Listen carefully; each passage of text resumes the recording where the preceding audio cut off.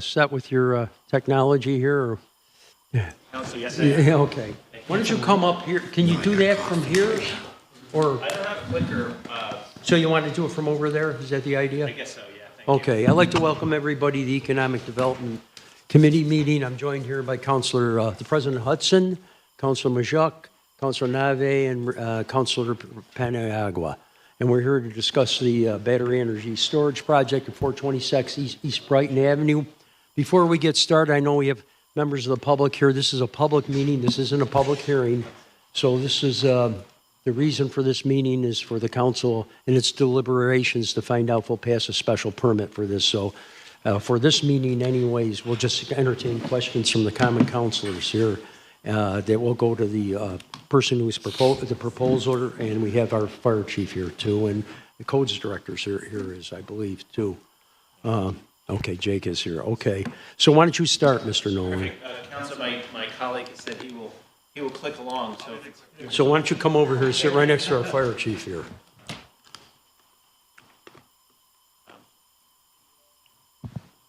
Appreciate the opportunity to present this proposal.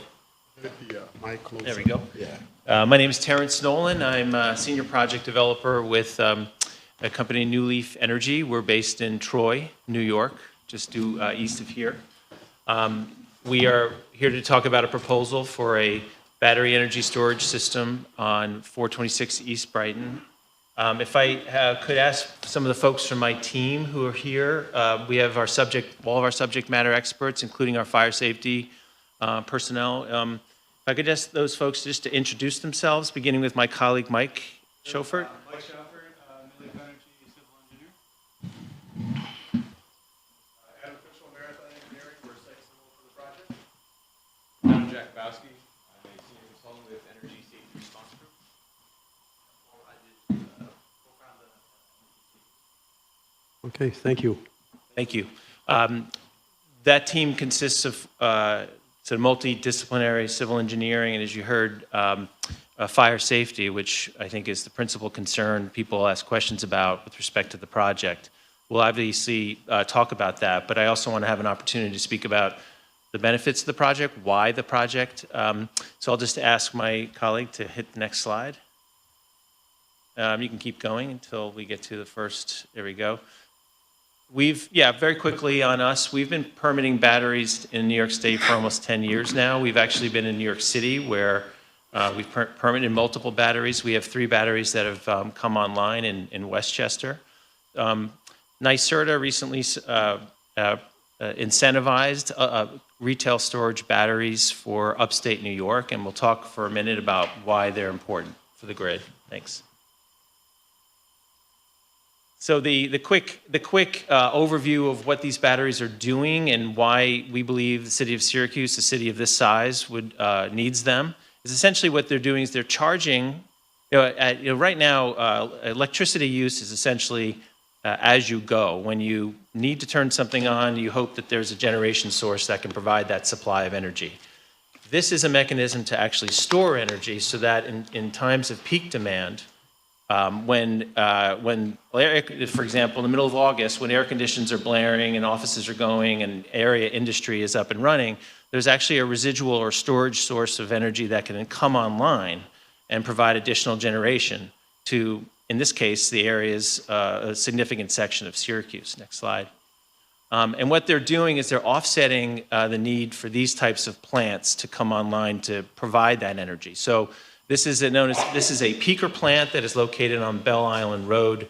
It is only operational for 26 hours per year, and that is because it only turns on when Syracuse needs that energy for those time periods. Now, we're not going to be able to eliminate the reliance on that plant, but we can reduce the reliance on that plant by 400 megawatt hours with the 2 projects that we're proposing. And the idea here, and the reason that these are incentivized by NYSERDA, is that ratepayers are covering the cost of maintaining these old plants, these peaker plants. They're generally dirtier, more expensive to maintain, and only made available for those times, those peak demands.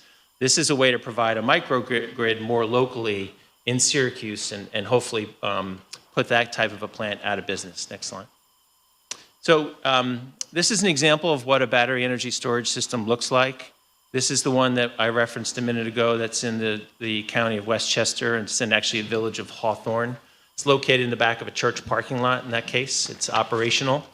You can see it's got some fencing and some visual screening, which will grow up. And I have some visual simulations I can provide for the proposed project that we're advancing. Next slide. Next slide. This is a little bit too much detail on and then now our project and its location. Thanks.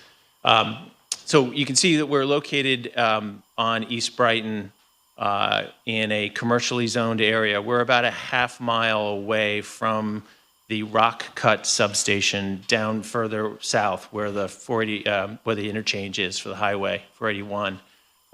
It's currently mostly a vacant site, but it's used by the landowner as a dumpster. He has an active lease with a dumpster storage company. So we would be eliminating that use and proposing 2 5-megawatt battery energy storage systems at that location. Next slide, thanks. This is just a close-up of what that lot looks like today. There's a ravine to the left, commercial road on the right.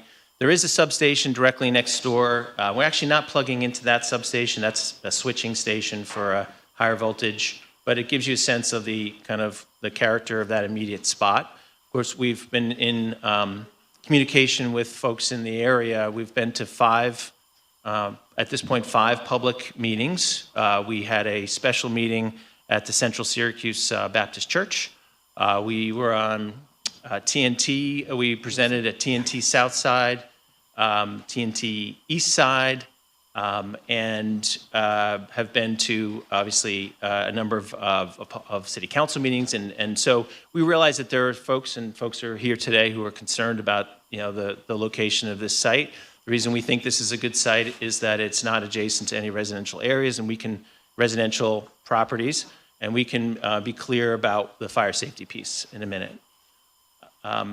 Great, so here's just a visual from the road looking out on the site as to what that lot looks like today, and then there's a visual simulation we can show you. This is actually the site plan that was approved by the City Planning Commission.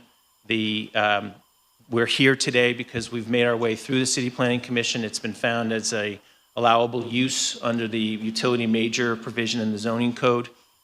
This shows the location of 2 fenced-in areas, 2 5-megawatt 4-hour batteries that would be located. In this case, you can see there are a number of poles that were proposed. Our goal is to eliminate as many of those poles as we can. In fact, we're having National Grid now look at pad-mounted equipment to avoid most poles. Next. So this is what the site will look like once it's at the time of planting, basically at the time of installation. It'll remove a lot of the impervious surface that's already out there. This is just a basic visualization of what you can see, like the height and the fencing and how it will look from the road as you're going by. This anticipates, I think, sidewalk improvements that are scheduled for that area. Next slide. And then this is what it will be like after a 5-year period where these are growing up, the arborvitaes are growing up. It was a request for some more attractive vegetation. We can certainly accommodate that. Next slide.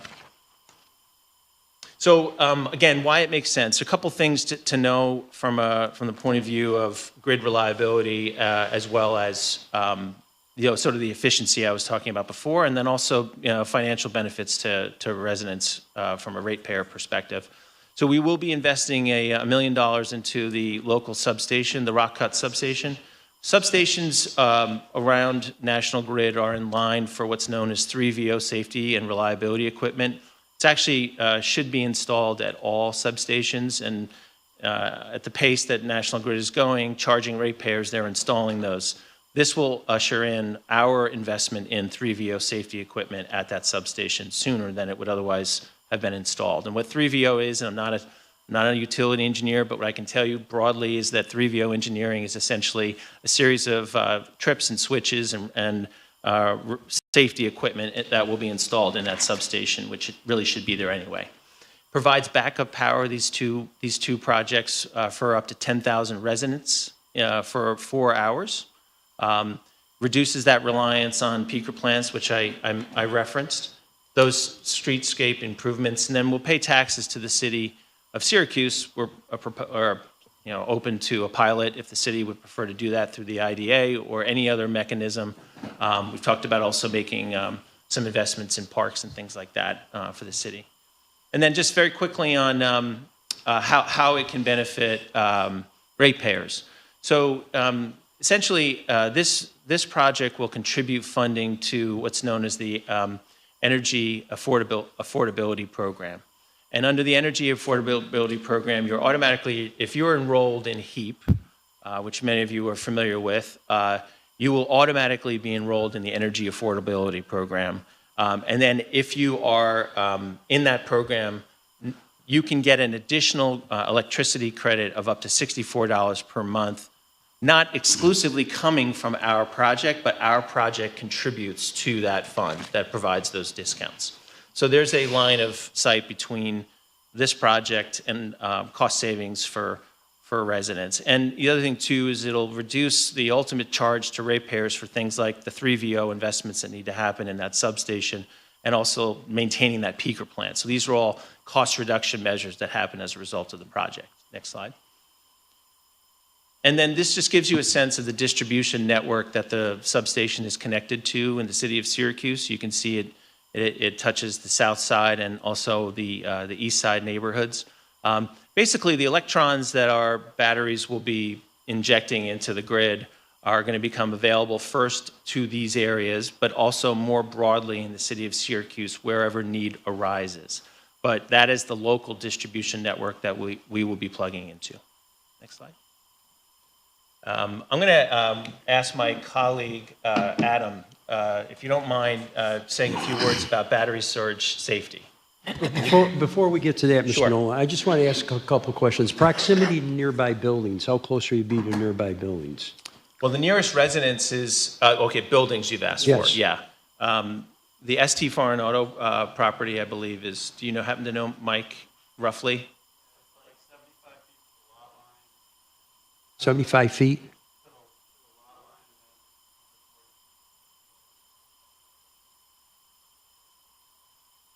So you're talking less than 30 yards.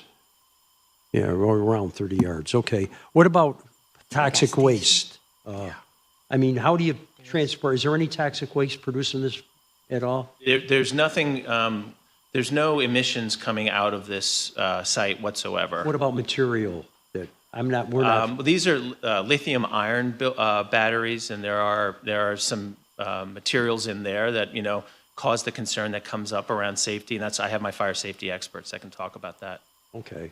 And there's excuse me, sir, they're housed in cabinets. I'm sorry, I wasn't really good in science in school. And barely taught it in Onondaga Valley Academy, but well, I didn't go to Henniker. No, I praise the Lord every time I say that.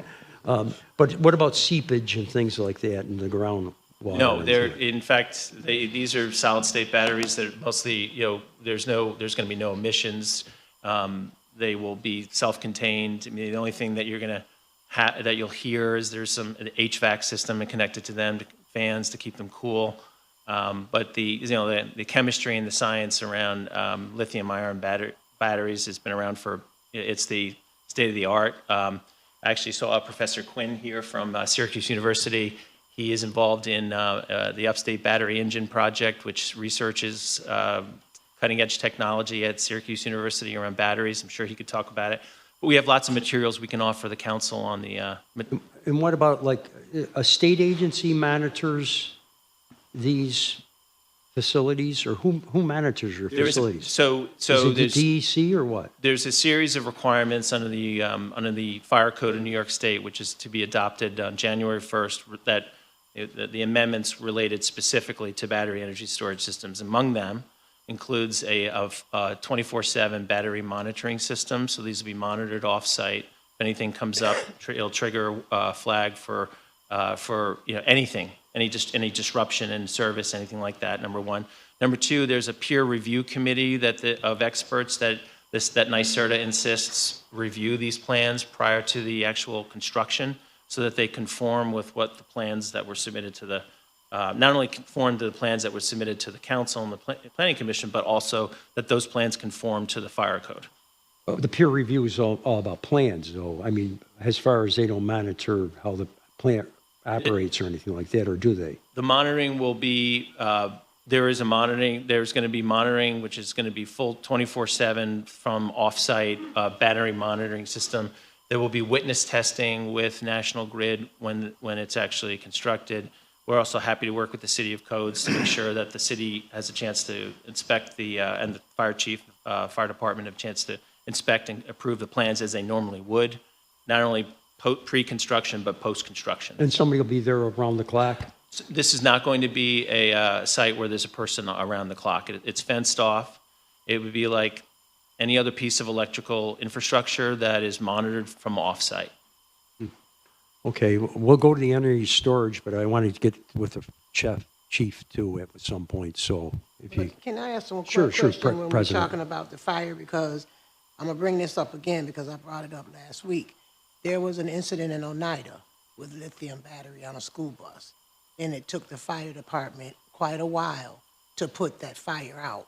So how volatile are we with that? Yeah, I try not to be the subject matter expert on fire safety, so how do I bring my folks in to answer that type of question? Well, let's go to the energy storage, and then we'll go to the fire chief, and he'll... Okay, so Mike, Adam Jakubowski and Paul Rogers, who are the two fire safety expert folks, should they come up and sit at the table, or that's okay? If they want to, sure. Or can- wherever you think is yeah, appropriate. Sure. Welcome. Yes, yes.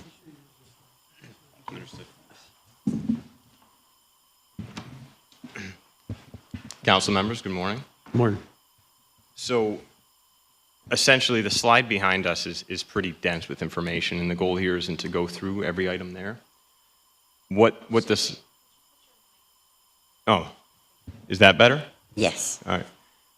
What the slide's intent here is to display is the amount and layers of protection that are included in these systems, from the design, the manufacturing, the installation, to the fire code, and, of course, fire department training and emergency response planning. There are a lot of layers of protection, a lot of safety nets that have to be put into place before these installations can even be built. And that's what this slide shows. I don't think it's appropriate now to go through every individual item. But if there are specific questions on the layers of protection, what we call defense in depth, I'd be happy to discuss them further. In terms of monitoring, there's two separate monitoring devices, so to speak. There's the battery management system, as Terrence discussed, where off-site, they monitor voltage, temperature, current, and if there's an issue, the system itself will disconnect itself so it can't charge or discharge, and it will also cause a response. Is somebody going to go to the site and check exactly what it is to put it back in service, or is there some sort of other response necessary? The other monitoring, in the very unlikely event of an incident or even an off-gassing event from a battery, very unlikely, there are smoke detectors, there are heat detectors, there are gas detectors, just like we would have in a residence or a commercial building. Those are all centrally monitored, sort of like an ADT system, where they will automatically dispatch local emergency response resources to respond to the site.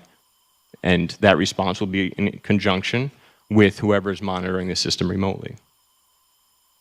Okay, so in other words, but is that an internal security, not security, internal response? I mean, obviously, you're plugged into like the fire department, correct? Or something like that? How does that work? How does your defense in depth work, in other words? If there's an incident like a smoke detector goes off, or a fire detector, what happens linearly? So New Leaf has committed to central monitoring. So ADT would dispatch the fire department just as they would for a smoke detector in a house. How would the fire department get in the facility? So we don't recommend entering the facility unless there's a life safety concern. But they would have access immediately to the fenced gate, and there will be a Knox box on site if there is a reason to get into the facility itself. If there's a fire, how would they get into the actual box? So they don't get into the actual boxes. They're non-enterable enclosures. And the recommendation from us and in the industry is to apply water only to protect exposures. We don't want to apply water to the involved enclosure. They are designed and tested to fail gracefully and not spread beyond the enclosure itself. That is their intent. Now, it's not that water can't put out the flames. It's that it's an enclosure. The batteries are in modules, which are in racks, which are in a big metal steel cabinet. So the analogy I like to use is trying to water the flowers inside your house by spraying water on the roof. The problem is not that we can't extinguish the visible flames, it's that we can't get water to it. And we don't want emergency response personnel opening anything with stored energy or electrical energy. So if there was a fire, how would you put it out? So you have water available to protect exposures if necessary, but the system itself will consume the fuel that's available to it, and it will essentially consume itself. So what's the % of probability of this catching fire? So from 2018 to 2024, there were 81 battery energy storage incidents globally. The large majority of those were outside the United States, and several of the ones in the United States were not even lithium-ion and were also not in battery energy storage systems, perhaps manufacturing. In that time, from 2018 to 2024, incidents have dropped 98% based on deployment. You know, since we're talking fire, Chief, why don't you weigh in on this here? Okay. Let me throw this question in before. So out of the 14 installed in New York State, you said 14, right? 14 throughout New York? No, we've been involved in multiple ones. There are 3 in Westchester County that have come online. Okay. Yeah. So out of that 3, how long have they been They're in the last 2 years. Okay, and out of that time frame that they have been here, has there been audits done, studies done to see the risk and things like that? Has there been any white papers out there for? Yeah, there have been no incidents at those locations, nor in any in New York City that I'm familiar with, and there are deployments in New York City. Go ahead. Yeah. New York City has at least 40, with about another 40 in the queue to be installed in New York City.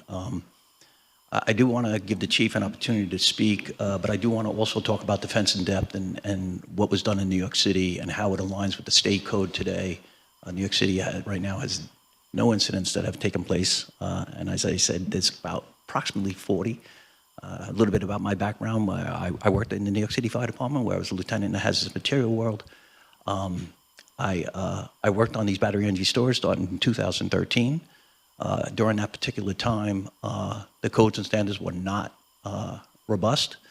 We worked on those codes and standards. We did 5 years of R&D, working with the military and work with the other partners, Underwriters Laboratory, the NFPA, and we developed the first code in the country. That was a springboard for what the NFPA wound up using and what the state wound up using. So all of that work that was done was, again, 5 years of R&D. So heavily regulated industry. We were concerned, just like you're concerned, on an event taking place, especially in New York City, in a very dense urban environment, similar to what we have here in Syracuse. We wound up, we understood the need at that particular time when we knew that the nuclear power plant was closing down. But what the big game changer was for us in New York City, which made a big deal for us, was the large-scale fire testing. And that is destructive testing, where we told people to burn their systems. We said, we want to know what happens. Not only did we want to prevent it from taking place, but we want to know what happens when it does take place. What are the characteristics of the failure? What comes out? What hazards come out as a result of the failure? And then we took all of that and we worked with the operations, like myself, and we put a plan together in the event that something did happen, whether we can actually manage the incident. Incidents happen throughout the United States in a lot of different features, in a lot of different areas. But we wanted to know in this particular one, what would we actually need to do in the event that there's a failure? in the city of New York, and we looked at it from a management point of view, not from an extinguishment point of view. And what was your rank in the New York City? Lieutenant. I was You lieutenant. were lieutenant in the New York Yeah. City Fire Department? Yeah. Okay. And we looked at it from a management, and that was as a result of critical infrastructure. We knew that we needed it in New York City to keep the continuity of operations of the city going. At one particular time, we were looking at these things going into high-rise buildings. And when we worked with the military, we were very interested in the work that they had done in the submarines, where they actually use lithium-ion batteries in the submarines themselves. So we looked at that and we said, well, you take a submarine, you stick it up like that, you got your high-rise buildings. But we pumped the brakes on the indoor installations, and we felt very comfortable on the outdoor installations moving forward, and rooftops in that particular one, because we knew we needed to get them somewhere into the buildings themselves. So we felt more comfortable on rooftops than we did inside the buildings themselves. Today, they do have a pathway forward into New York City, but again, the big deal was the destructive testing, where we actually had them burn the batteries. We wanted to make sure that if these things did go on fire, what would be the characteristics and the hazards that the fire department would be able to manage. So that was a big deal. We'll talk more about that later. I sit on all of those standards, NFPA 855. I sit on the state standard, New York City. I sit on the UL listing standards, the UL 9540 destructive testing standard. So all of those standards are are incorporated to have a voice from the fire service, and that's where I sit in, is to look at it from a voice from the fire service to make sure that the fire service is actually kept safe. Well, thanks, Lieutenant. And I think we'll go to the chief now, and because you talked before the study session and all that, and as I mentioned with the Planning Commission, as part of the Planning Commission process, usually the fire department isn't there, and I'm glad that we passed legislation that where a special use permit is needed to establish something like this. So, Chief, why don't you weigh in here? Okay, thank you. And I think the number one concern here is the introduction of these facilities. Our city's never dealt with these before, and I'm going to give an overview based on my conversations with many of the counselors, some of the neighbors in the area where this is proposed. A lot of our internal staffing, staffers in the city at codes and at the planning division, along with our fire department, fire prevention. I got Deputy Chief Rusty Cowburn, George Cowburn, and Executive Deputy Chief Elton Davis, along with Jake Deshaw and Michael Collins are here. And we've had a lot of conversations about this. And I think the number one concern is, and you all know me, any projects that I've been involved with that we need permission from the council is, regardless of this one, is it's the process. How is it going to be implemented? How is it going to be sustained for the protection of our residents and the properties? And I just want to begin by discussing how other municipalities, because we're not the first ones in the state that had to deal with this introduction of these facilities, and how they handled it. And I think their approach offers an important framework that I believe Syracuse should consider. Municipalities, a lot of them have temporarily paused any new applications for these facilities, so the city in itself can fully evaluate the technology before these facilities are developed in our neighborhoods, to really get a full understanding. And as we're talking, I've talked to a bunch of counselors. As the fire department knows the firefighting aspect, we're trying to educate everybody. And I think there's some things that we need to do before any approval is done. I'm not saying we need to do a ban or a moratorium like cities like Oswego, cities of Yonkers. And it's not to say no to this technology. It's so we are doing it the right way. We're implementing these technologies that, I guess if you talk to the energy experts, these facilities are going to be needed. But there are things that we need to, pay attention to. We need to study the fire risks in our city. We need to study our fire suppression efforts. We need to make sure other departments like the water department and engineering and other departments, and what are their challenges, because we haven't discussed those yet. We need to also allow the city to do review on chemical, environmental hazards, some of the questions you've been asking, some of the questions that the neighbors next door to this proposal has been asking. We need to analyze the land use compatibility in our dense neighborhoods. And I know that the proposed developer's been doing outreach, but I think specifically for these particular facilities, we need to really figure out what our game plan is and figure out the steps to move forward.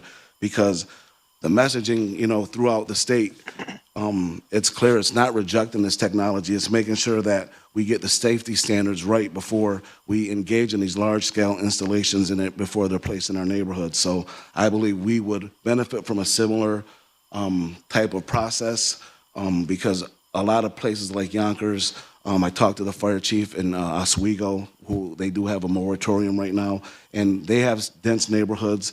They're worried about, the distance between residential, commercial properties, same things that are being brought up now. They're worried about the suitable parcels that can actually have these high hazard systems. And I think the biggest concern is right now, we have no local policy or framework tailored to these types of facilities that we need to look at ourselves in the mirror and figure out what we want to do. And that's why Owen Kearney's been, from our planning department, he's organizing with other city staffers, including myself and Jake DeShaw. We're trying to put together a working group to study the issues in a comprehensive way, and it will address the broader questions that go far beyond anything that the fire chief wants to approve or disapprove with the code. But, and I think this is something for the councilors, something for the mayor's office, the neighborhood. What exactly do we want in our neighborhoods with these facilities? Where, if anywhere, do we want these facilities to go? And what level of risk is acceptable with, like the gentleman said, our extinguishment efforts aren't going to be as what we're used to. It's going to take some time. It's going to take some staffing issues with the fire department. And a lot of times these fires are going to have to burn themselves out. And we have to worry about the residual neighborhoods that are going to be affected with our staffing being put at this fire. So I've been in, close contact with Councilor Patrona Rouser, Monto, Corey Williams. We've discussed what are our next steps for these. And I think this working group, we would like to get some councilors on this working group so we can be united on how we move forward, because this proposal isn't going to be the first one and it's not going to be the last one. So I can talk about this specific process, what we saw in the pre-development meetings, but I just want to be clear, the fire department, we don't officially see any formal plans or permits that are put to us so we can officially, formally or informally approve a plan. We saw a concept in a pre-development meeting, and oftentimes, sometimes those don't end up being what is built. So until the special use permit or land permit is approved by the council, that's when the developer would submit the plan to the central permitting office, and then our experts will review the plans and make sure it meets the code. And if it meets the code, that's my job. It's pretty strict of what my job is to make sure anything that's proposed, it meets the intent of the code. And anywhere where there's any ability for me to go to stray away from the code, that proposal and that pathway has to meet the intent of the code or go above and beyond it. And from what we saw in the pre-development meetings, I don't believe we're there with this project right now. But I think at some point, somebody's going to propose a project that's going to be code compliant, but we need to figure out the broader questions of how do we want to implement these facilities in our city. And I think it's a bigger conversation than just the fire chief. I don't have a problem with saying where we're at with the code, and my stance is right now I don't believe this meets where our fire department in our plan review would approve it, but I think outside of the code, there's bigger conversations that need to be having. That working group, that's what my suggestion is. And I don't want to speak on behalf of Jake DeShaw and Michael Collins, but I think we got to holistically look at this, these projects and see what we want to do as a city and what type of procedures and local laws we want to put in place to make sure they're safe for the constituents and the people of our city and the neighborhoods. Thank you, Chief. Any questions from my fellow colleagues? Go on, Councilor Nave. And I think this is addressed to everyone that's here. And I'm looking at the general notes, and this is what concerns me, and it's right at the bottom. To the extent that trees and other features affect the system's production, such production modeling is based on the existing approximate heights and locations relative to the system and may be impacted as trees grow and other features change. Now, I had a meeting with Mr. Nolan about a proposal about one on Park Street near the regional market. And so I want that out in the public, but this concerns me because in the facilities, as trees grow and anything else, how is it going to impact not only this facility, but for those people, some who are here now, in the future? Like this person here is concerned first with his toxic chemicals in a metal box. So, I mean, can we get an answer to my question on these notes? On what the risks are? I think I'm going to defer to my experts on the risk. You're talking about, excuse me, just as I understand the question, you're asking about the proximity to vegetation or trees over time. Right, over time, because now it says as trees grow. Right. And what effect would it have on trees? If the area is closer to trees and the trees get touched to the wires, there is a lot of environmental concerns for the residents who live in the area. That what is going on. I think my concerns, I think we should address them now. If you want to answer it, I appreciate it. Yeah, good question. Yeah, so one of the reasons that New York City had such great success is the idea that they have inspection, testing, and maintenance. So that has to be done on an annual basis to make sure that these things are up and operating properly all the time throughout the life of the system itself. So what we did is we took that and we put it into the updated fire code. All of that now is into the updated fire code to make sure that there's an operation and a manual, an operation and maintenance program that is supplied by the developer. So they have to make sure, and vegetation is one of them, right? That's a big one. We do see that. We went out and did, in full transparency, we went out and did some inspections for NYSERDA to take a look at the systems that were out there. And that was the recommendation that we made in the fire code, is because there were some people that were just setting and forgetting. We did not want that anymore. And this is why we put in a couple of things into the code to make sure that the oversight is constantly throughout the life of the system is adhered to.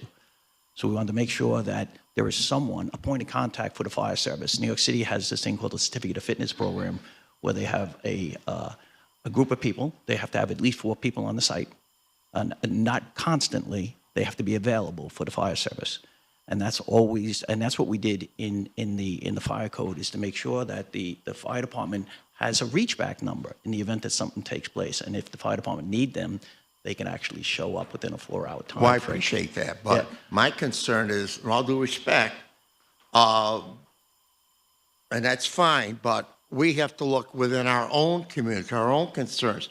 And Chief Mines, you have a comment on this?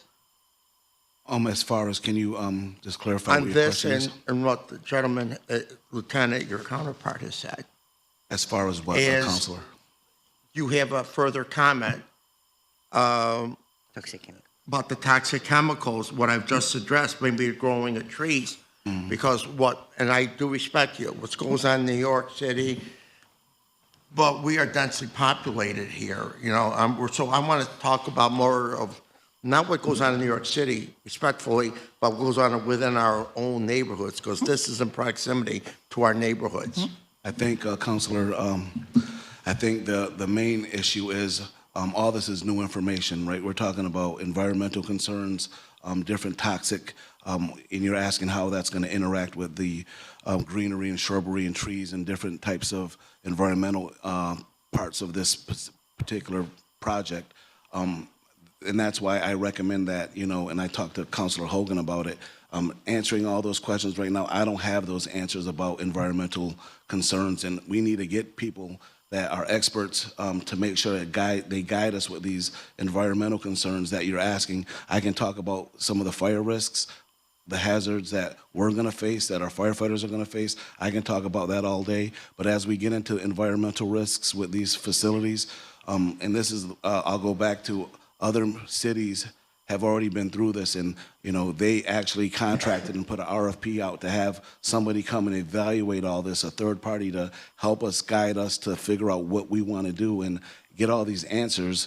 Not just for me, I'm not an environmental expert, so I can't answer that.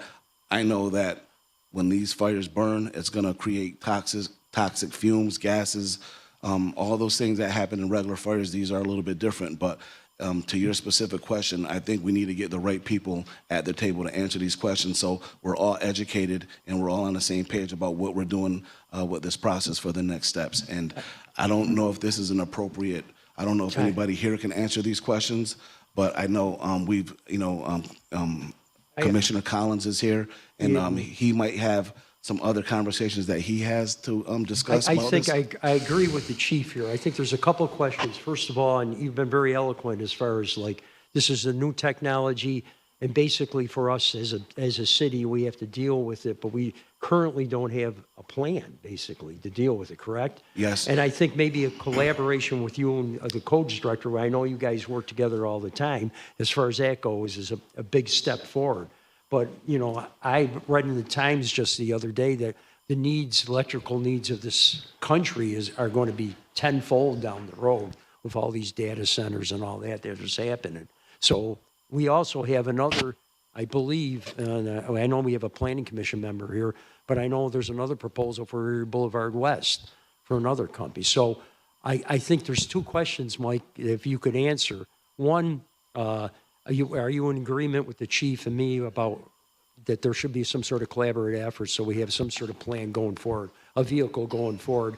And second, this is important to me too, with the advent of Micron and the amount of people that are moving this area, do we look at Brighton Avenue as a place where there's mixed commercial and industrial development or just residential down the road? I know personally there's a gentleman here who's put maybe $50 million worth of development into that area. You know, so I think that's just something that the city at some level, and I would just wonder what the administration would think about that. Sure. Michael Collins, Commissioner, Neighborhood and Business Development.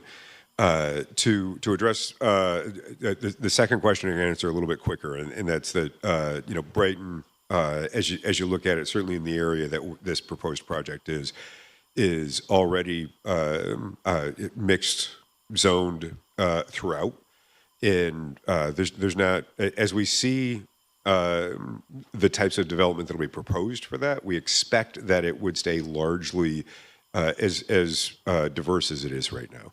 So you know, we've got retail businesses, apartments up there. There's, you know, warehousing right off on Ainsley. There's a lot of different, just a healthy mix of stuff up there. So we would expect that would stay similar. To Chief's point, as we've been evaluating this proposal, I believe that this proposal came at really a good time for the city of Syracuse, and that's because we do have a situation in front of us where everybody wants a piece of Syracuse. We are the place to be.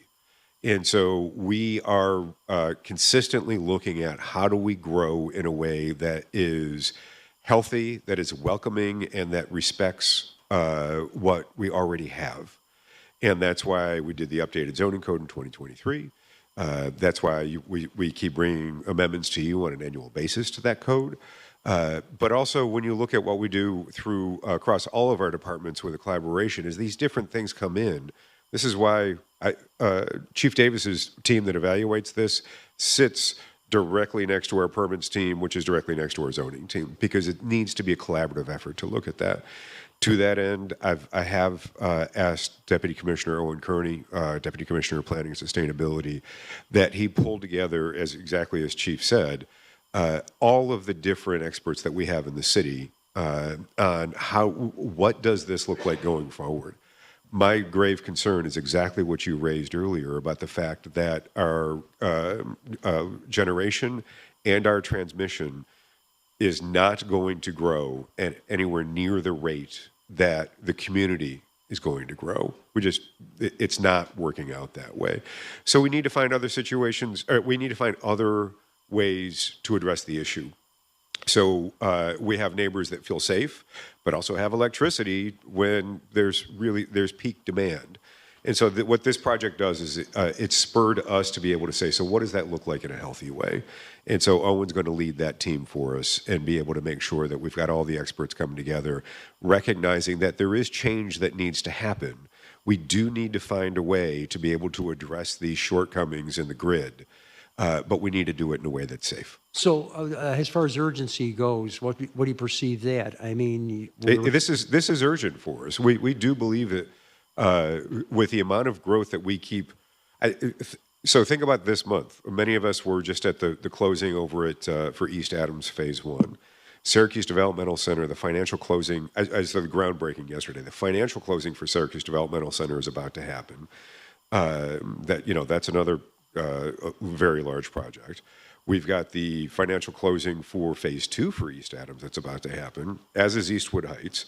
The Almus Oliver Tower rehab is underway. Maria Regina and Parkside Commons both have new. I could literally go on and on. Right. I was just at an affordable housing conference where everybody's talking about these large $25 million housing projects. That's fantastic. We've got 4 that are closing that at the end of this year that are 4 times that each. Right. So the rate of growth that we're seeing, we must do something to address the issue with the grid. So I would say, recognizing the urgency that a collaborative between codes and fire and your office, NBD, so we can come up with some sort of procedural vehicle where we can address these issues. Would you be okay with that, Commissioner? Absolutely. What about you, councilors? Councilors, any comments? I would just like to see if you're going to do that, have at least a community person involved in that conversation. Yeah, so what we want to be able to do is make sure that we have a holistic look at what opportunity is, what impact is, and what the risk is. Do nothing is always an option. The risk of that is pretty stark. If we have brownouts and people do not have access to their medical equipment, that's a incredibly dangerous problem. So what we're looking to do is make sure that we can find something that is safe in use while also safe in protecting what our future needs are. Well, I think we also must recognize that there's areas in the city that something like this might be more suitable than right in an area that I foresee in the future being more residential than anything else. So I'm sorry to cut you off. No, that's it. That's what I just wanted to make that statement. So appreciate that, Councilor. So we can depend on you tying this together pretty soon as far as I cannot give you a timeline right now other than the fact that I know that Deputy Commissioner Kearney has already started to reach out to the appropriate people internally to look at scheduling. Okay. And I think our message is, we're not totally rejecting this technology, Not at all. but we just want to make sure we get it right so it's safe and we don't have our blinders on with all the concerns that are in front of us right now. And I think this group that Deputy Commissioner Kearney's putting together with all the people that are going to have on it, I think we'll get to a place where we'll all be comfortable of what we want to have with these types of projects in our city. So, okay. So when you brought this project forward, yes, did you also look at other spaces beside on the East Brighton? we did. My colleague Brad Hunt has a map that I was going to, if it's okay, it's a hard copy that shows you the analysis that we did in the city of Syracuse, which, to the extent there's going to be collaboration on where these should go, we would love to remain involved in that dialogue. But basically what we did was we identified every substation in the city of Syracuse, every distribution substation, and we drew a half-mile circle around that. And then within those locations, we looked at available industrial land and commercial land that was not adjacent to residential homes. And you can see when you look at the city, sort of what comes up as the parcels that come to the top of where they can go. They can't go from an electrical perspective. They have to go on 3-phase power. They have to be within, let's say, a half mile, no more than a mile, but certainly a half mile from a substation. And that substation has to have capacity to be able to take the energy and distribute it out. So that immediately narrows the number of places that are appropriate for these. But I think this map shows you that there really only are a few places within the city that at least we think are appropriate for the location of these. And this just gives you a sense of how our analysis led to where we were. We reached out to every commercial and industrial landowner within the substation that we're looking at, and the landowner who came back with an interest was the one that we went forward with. And when you chose East Brighton, Was there a conversation at all with the nearby businesses, residences at all? Especially business, because that's a heavily dense Right. business area. Right. So at the choosing point, no. However, there's been a lot of conversation around the community outreach. So in bringing it, we went through an intake meeting with codes, then we went through the city planning commission, and there was an approval which was conditioned on public outreach. And at that point, we were already becoming aware of the concerns, and hopefully we've been seen as a good and transparent company to work with on community outreach. So, and my last question, from the inception to the finish line, Yeah. for other projects that you have done, how long have they taken?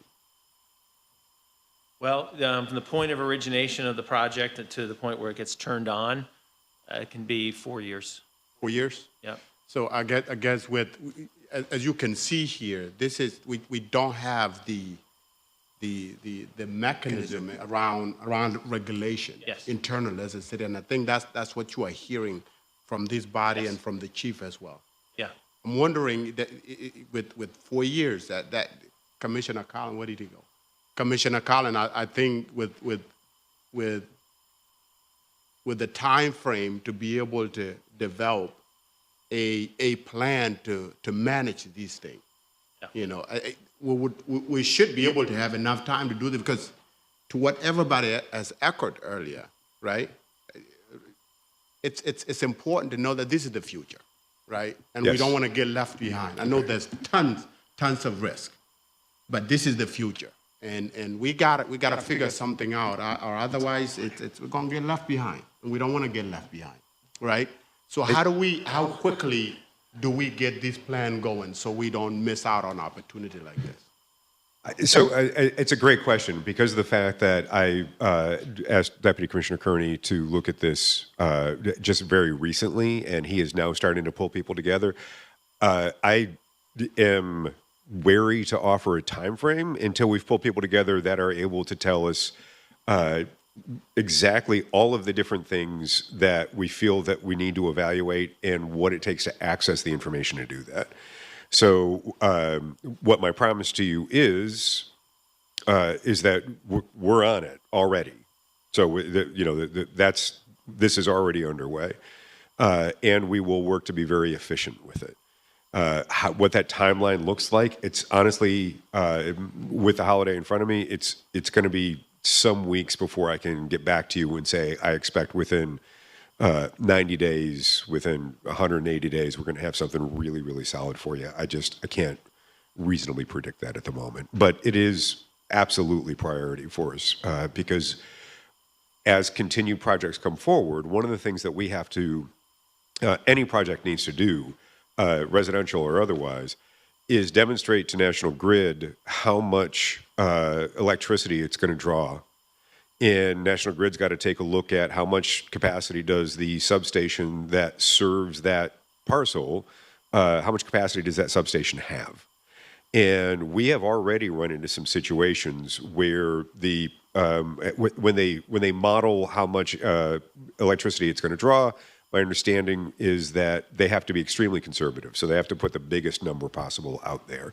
And when that happens, the reality is often significantly less. But from a planning perspective, to make sure that it's safe, they've got to go with a bigger number. So we need to make sure that we understand what does the siting of some ability to be able to store power next to that substation or near, in whatever proximity needs to happen within that substation, what's that going to mean to delivery? And what's that going to mean to our ability to keep these projects rolling? So because of that, we internally just have a need to make sure that we're as efficient as possible with this. That was a long-winded answer, sorry. Now I wanted to ask one more question. Mr. Nolan, as far as your company goes, what's your record as far as accidents and things like that go? We have zero accidents with okay. respect to our company. May I just Sure. add one piece, which is just acknowledging what's been said by the chief and the commissioner, and also our kind of wanting to be in dialogue and reaching out to the Common Council, and we're not we're in a place where we would like to remain in collaboration around where it's appropriate for these to go. So we have some industry expertise. We understand that for the city of Syracuse, these are the first batteries to be proposed and that you want to get it right. We understand all of that. We would, it can be useful to have a project as a basis for understanding what's going on broadly with the technology. That's what we hope our proposal will do. The awareness of safety ultimately can relate to the appropriateness of, should relate to the appropriateness of location. So as we get more educated about safety, we get to understand what's appropriate really from a setback perspective. Our company would like to remain engaged. We would be happy to fund dollars to hire, for the city to hire its own independent agency, or rather industry experts to advise as part of this process. We just want to remain, we would like our project to remain in the game, and essentially in this discussion. That's all. Well, we thank you for your offer there, Mr. Nolan. Yeah, Chief? I just want to reiterate, and I brought it up at the study session, the preliminary review we did of this specific project, what was presented, it did not meet the letter of the code. That's premature before this permit and the council reviews and approves or disapproves this land permit, special use permit. But I just want to say what was presented to us, it does not meet the code as the code is written. So there's still work to be done on that. And I wanted to bring to light the broader other topics that go along with this, but I just want to be clear on that messaging also. So we've been in contact with the developer to let them know where our stance is, but I just want that to be heard today, that that's part of my holdback on, giving you a better recommendation on any approval, because what we have reviewed isn't where we think it should be with the code. Are there any? I just have one more question. I've been sitting on this one. This may have something to do with it, it may not.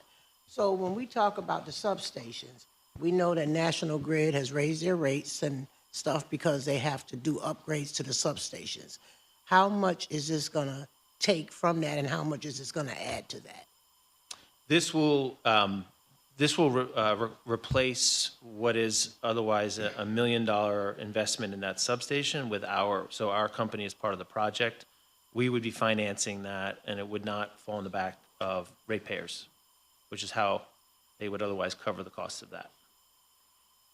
I'll also just to add, recognizing that we understand the chief, the perspective on the project so far as proposed and the code, and we're completely open to design changes that may or may not get us to where the chief and his staff thinks we need to be. Well, with that. If I may, Yes. just clarify a response in a previous question. I apologize, Counselor. You asked the question on the vegetation. Mm-hmm. How we interpreted that question, the code requires a certain distance to vegetation, to trees, to shrubs. And we interpreted that question to ask, how are they going to make sure that that vegetation doesn't grow into that space? Your question was on toxic emissions. Under normal operating parameters, these systems, and I would be surprised if not every single person in this room had a lithium-ion battery on them, there are no emissions, toxic or otherwise. There is the small amount of noise from the HVAC systems, but emissions in general, they don't happen. In the extremely unlikely event of an incident, the incidents in New York State have shown there's been no air, water, or soil impact off-site. Okay. And from incidents I've responded to personally, I can testify to that. There was no water impact, no soil, no air. A campfire, a large building fire, they all emit toxic chemicals. The biggest marker we see in the exhaust stream from any incident is carbon monoxide. That is the same gas that can be pushed into a house from a malfunctioning boiler, a malfunctioning stove, or otherwise. So what you're saying is it's not going to release anything toxic. Not during normal operation, Okay. but And you are fully responsible for this area and the maintaining, right, of so this area. the developer, I won't speak to that. Developer. We Thank you. maintain liability insurance, if that's the question, and Okay. we can provide certification as to that amount. Okay. With the noise, Thank you. because I'm sorry, with the noise, how do you said there's a little bit of it, and you know that. How do you manage that to make sure that it doesn't disturbed? If I answer that, I'll be stepping outside of my subject matter expertise. I mean, the equivalent sound noises of a commercial HVAC system, like outside a commercial building that you would hear turn on to like condensers for air conditioning. So it's the fans and those related, that's the related noise that we're talking about. It's all addressed in the secret, correct, Barry? The Planning Commission is the lead agency on that, so they'd all be addressed in the secret, so. Okay. Is there any other questions from my colleagues? You've had your quota already, Councilman Jeff. We have Listen, Councilor Williams. Councilor Williams, yes, I wanted to recognize Councilor Williams that got here, but are you okay, Councilor Williams? Okay. Well, I'm going to hold this item, and we're not going to vote on it Monday. Our next, when we do have a next meeting, it might be a public hearing too, because I want to hear what the residents have to say. But it seems, I appreciate everybody here. It seems like the city has some work to do, and I appreciate you coming, Chief, and certainly the development, Mr. Nolan and Lieutenant, and you. Thank you very much. I'll ask for an adjournment. So moved. Second. All right. Appreciate it.